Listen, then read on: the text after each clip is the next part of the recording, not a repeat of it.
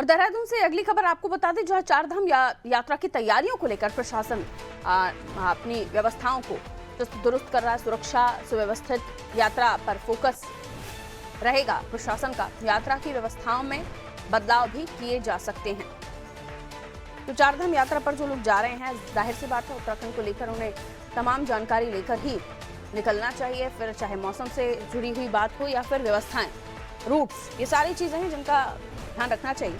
और क्योंकि प्रशासन तमाम चीज़ों को देखते हुए कुछ पुरानी चीज़ों से सबक लेते हुए बदलाव करता है, लेकिन क्या कुछ चेंजेस होंगे या क्या कुछ बदलाव हो सकते हैं चारधाम यात्रा में? आइए, सोनू हमारा सहयोगी हमारे साथ जुड़े हुए। चारधाम यात्रा की शुरुआत सोनू, और सुरक्षित सुव्यवस्थित यात्रा सभी की हो, इसको लेकर धामी सरकार आप तमाम प्रयास कर रही है, लेकिन ये बात भी कही जा रही है कि इस बार कुछ बदलाव हो सकते हैं। जी देखिए, एक तो रूट का जो डायवर्जन है ये सुनिश्चित किया जाएगा पारुल, क्योंकि चारधाम यात्रा मार्गों पर अक्सर देखते हैं यात्रा सीजन के दौरान जो है वो ट्रैफिक जाम की समस्या हो जाती है। खास तौर से जो प्रवेश द्वार हैं यात्रा के, जैसे ऋषिकेश है, हरिद्वार है, यहाँ की भी हम बात कर रहे हैं, क्योंकि निजी वाहन भी आते हैं और सरकार के जो वाहन होते हैं वो भी इस दौरान संचालित होते हैं। तो ऐसे में एक तो ये संतुलन बनाने की कोशिश होगी। दूसरा, जो चारों धाम है, यमुनोत्री धाम है, गंगोत्री धाम है, केदारनाथ धाम है और बद्रीनाथ धाम,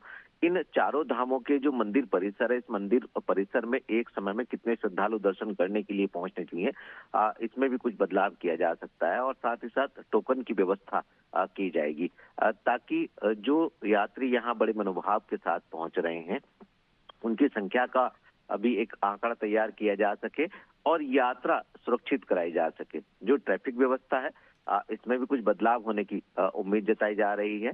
और जो यात्रियों का भीड़ का जो प्रबंधन तंत्र है उसमें भी बदलाव करने की बात कही जा रही है। इसके अलावा भी व्यवस्थाओं से संबंधित कई और बदलाव की बात की जा रही है। आपने स्वयं भी इस बात का जिक्र किया कि पिछले साल जब यात्रा हुई थी उस दौरान के जो अनुभव है, उन अनुभव के आधार पर भी इस बार के यात्रा की जो व्यवस्था है उसमें कुछ बदलाव किया जाएगा।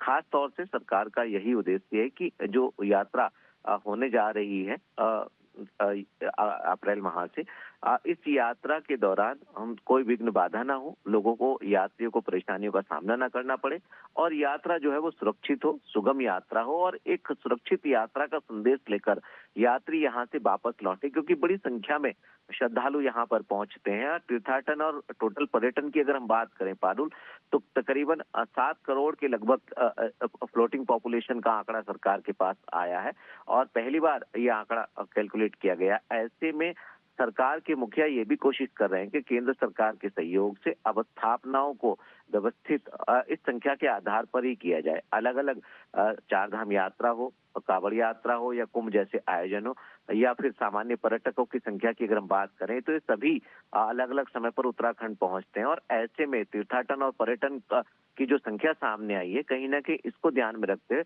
अब व्यवस्थाओं को व्यवस्थित करने के प्रयास किए जा रहे हैं पारुल। बिल्कुल। तो ये कोशिश भी होती है, क्योंकि जब हम टूरिज्म सेक्टर को लेकर बात करते हैं तो देश विदेश से आने वाले लोग व्यवस्थाओं की जानकारी लेते हैं। वहाँ पर ट्रेवल्स के लिए, ट्रांसपोर्टेशन के लिए उन्हें क्या व्यवस्था मिलेगी, वहाँ पर हॉस्पिटैलिटी कैसी मिलेगी, इसके साथ साथ वहाँ सुरक्षा व्यवस्था के क्या इंतजाम है, ये संदेश और ऊपर दूसरे देशों में भी अगर जाता है तो वो उन्हें अच्छे संदेश मिलते हैं, उनको अच्छा अनुभव होता है। और जो अच्छा अनुभव है वो इस टूरिज्म सेक्टर को और बढ़ावा देता है। तो फायदा उत्तराखंड में आम जनता का ही है। खैर, मैं लौट रही हूँ आपकी तरफ। सुनो, अगली खबर पर हम आपसे जानकारी लेंगे।